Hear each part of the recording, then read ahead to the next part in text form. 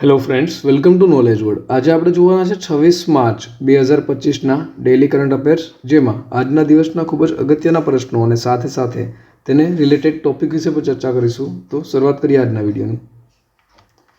પ્રથમ પ્રશ્ન છે, તાજેતરમાં જારી કરાયેલા IMF ડેટા મુજબ એક દાયકામાં ભારતનો જીડીપી કેટલા ટકા વધ્યો છે? તો હાલમાં જ ભારતનો જીડીપી છે તે 105% વધ્યો છે. માટે ઓપ્શન નંબર સી જવાબ આવશે. તેના વિશે આપણે જોઈએ તો અહીં તમે સ્ક્રીન ઉપર જોઈ શકો છો કે આંતરરાષ્ટ્રીય નાણાકીય ભંડોળના ડેટા અનુસાર, એટલે કે IMF ઇન્ટરનેશનલ મોનિટરી ફંડ, આ એનું ફૂલ ફોર્મ છે, અને તેના મુજબ ભારતનો જીડીપી છે તે એક દાયકામાં, એટલે કે છેલ્લા 10 વર્ષમાં 105%નો વધારો થયો છે. સ્ક્રીન ઉપર જોઈ શકો છો, ભારત છે તે પ્રથમ સ્થાને છે અને 105%નો વધારો છે તે થયો છે. બીજા સ્થાન ઉપર અમેરિકા છે, ત્રીજા નંબર ઉપર ચાઇના અને ચોથા ઉપર જર્મની. અને 2015માં $2.1 ટ્રિલિયન વધી અને 2025માં અત્યારે $4.3 ટ્રિલિયન છે તે બન્યું છે. હવે IMF, તો IMFનો આપણે હમણાં જ ફૂલ ફોર્મ જોયું, ઇન્ટરનેશનલ મોનિટરી ફંડ, અને આ છે તે આંતરરાષ્ટ્રીય નાણાકીય સંસ્થા છે. અને તેની રચના ક્યારે થઈ હતી?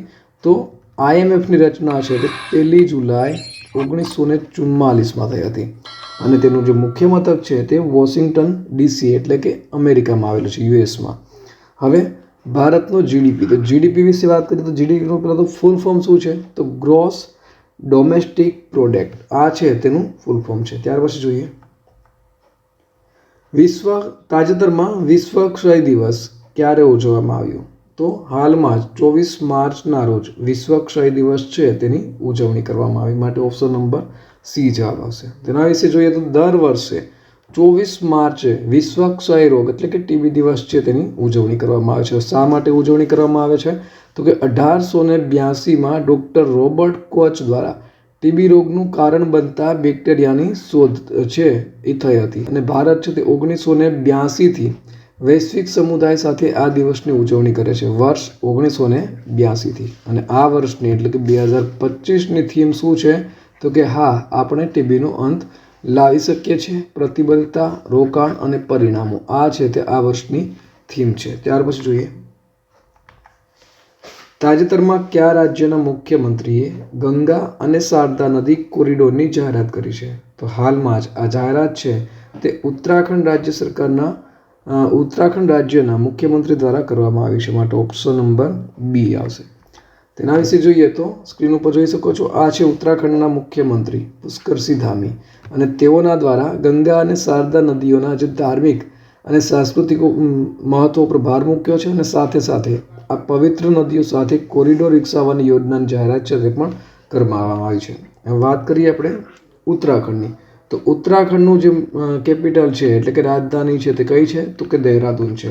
અને હાલના CM પુષ્કરસિંહ ધામી, એ આપણે વાત કરી, અને રાજ્યપાલ છે ગુરમીત સિંહ. હવે બીજા કરંટ અફેર વિશે જોઈએ તો હમણાં જ તાજેતરમાં જે ઉત્તરાખંડના દહેરાદૂનમાં પ્રધાનમંત્રી દ્વારા 38મો જે રાષ્ટ્રીય ખેલ છે, બરાબર, તેનું જે ઉદ્ઘાટન છે તે પણ કર્યું હતું અને તેનું સમાપન પણ અત્યારે થઈ ચૂક્યું છે. તો 38મો રાષ્ટ્રીય ખેલ છે તે દહેરાદૂનમાં યોજાયો હતો, અને તેની જે મસાલ હતી તેનું નામ આપણે યાદ રાખવું જરૂરી છે કે 38માં જે રાષ્ટ્રીય ખેલ છે તેનું મસાલનું નામ શું હતું? તેનું મસાલનું નામ હતું તેજસ્વી. ત્યાર પછી જોઈએ તાજેતરમાં એડલવાઇઝ ARC દ્વારા કોને વચગાળાના MD અને CEO તરીકે નિયુક્ત કરવામાં આવ્યા છે? તો હાલમાં જ એડલવાઇઝ ARC દ્વારા મૈથિલી બાલાસુબ્રમણ્યમને MD અને CEO તરીકે નિયુક્ત કરવામાં આવ્યા છે. માટે option number C is the right answer. તેના વિશે વાત કરીએ તો એડલવાઇઝ ARCનું ફૂલ ફોર્મ શું છે? તો એડલવાઇઝ એસેટ રિકન્સ્ટ્રક્શન કંપની, આ તેનું ફૂલ ફોર્મ છે. અને તેઓના દ્વારા હાલમાં જ મૈથિલી બાલાસુબ્રમણ્યમ છે તેઓને વચગાળાના MD અને CEO તરીકે નિયુક્ત કરવામાં આવ્યા છે. ત્યાર પછી જોઈએ તો તાજેતરમાં ભારત અને યુરોપિયન યુનિયન દ્વારા ચોથી દરિયાઈ સુરક્ષા સંવાદ ક્યાં યોજાયો હતો? તો હાલમાં જ આ જે સંવાદ છે તે દિલ્હી ખાતે યોજાયો હતો. માટે option number A is the right answer. તેના વિશે જોઈએ તો ભારત અને યુરોપિયન યુનિયન, એટલે કે EU, એ 21 માર્ચના રોજ દિલ્હીમાં જે ચોથી ભારત EU દરિયાઈ સુરક્ષા સંવાદ છે તે યોજાયો હતો. કેટલામી છે? ચોથી છે.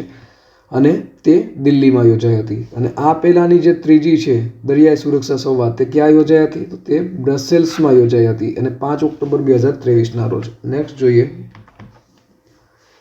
તાજેતરમાં કયા દેશના ચૂંટણી અધિકારીઓ માટે ચૂંટણી વહીવટ પર 2 અઠવાડિયાનો રહેણાંક તાલીમ કાર્યક્રમ શરૂ થયો છે? તો 2 અઠવાડિયા સુધી ત્યાં હાજર રહી અને તાલીમ કાર્યક્રમ. તો હાલમાં જ આ જે કાર્યક્રમ છે તે ભૂટાન દ્વારા શરૂ થયો છે, માટે ઓપ્શન નંબર ડી આવશે. તેના વિશે વાત કરીએ તો ભૂટાનના જે 40 વરિષ્ઠ અને મધ્યમ સ્તરના અધિકારીઓ છે તેના માટે ચૂંટણી વહીવટ પર 2 અઠવાડિયાનો રહેણાંક ક્ષમતા નિર્માણ કાર્યક્રમનું આયોજન કરવામાં આવ્યું છે. અને આ કાર્યક્રમ છે તે India international institute of democracy and election management નવી દિલ્હી ખાતે યોજાયો હતો.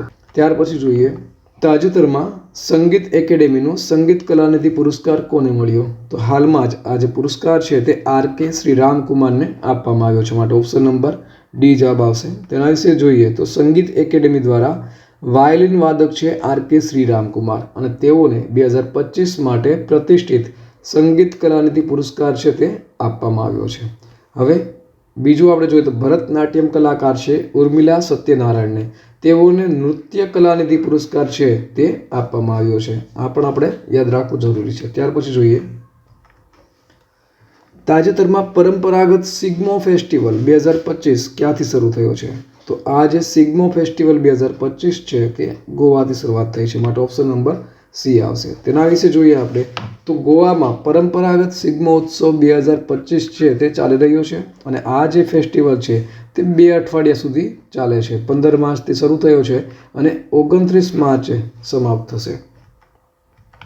ત્યાર પછી જોઈએ તો તાજેતરમાં કેન્દ્ર સરકારે સાંસદો અને ભૂતપૂર્વ સાંસદોના પગાર ભથ્થા અને પેન્શનમાં કેટલા ટકાનો વધારો કર્યો છે? તો હાલમાં જ તેમાં 24% વધારો થયો છે, માટે ઓપ્શન નંબર બી આવશે.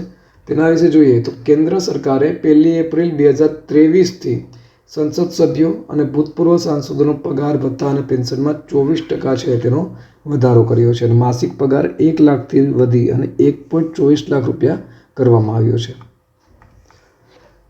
ત્યાર પછી જોઈએ તો તાજેતરમાં ભારતીય દૂતાવાસમાં 23મો સુવર્ણ જયંતિ શિષ્યવૃત્તિ દિવસ ક્યાં ઉજવવામાં આવ્યો? તો હાલમાં જ આ જે છે તે નેપાળ ખાતે ઉજવવામાં આવ્યો, માટે ઓપ્શન નંબર બી આવશે. તેના વિશે જોઈએ તો નેપાળની જે રાજધાની છે કાઠમંડુ તેમાં ભારતીય દૂતાવાસમાં 23મો સુવર્ણ જયંતિ શિષ્યવૃત્તિ દિવસ ઉજવવામાં આવ્યો અને આ છે તે ભારત નેપાળ આર્થિક સહયોગના 50 વર્ષ પૂર્ણ થવાના પ્રસંગે વર્ષ 2002થી આ કાર્યક્રમની શરૂઆત છે તે કરવામાં આવી હતી.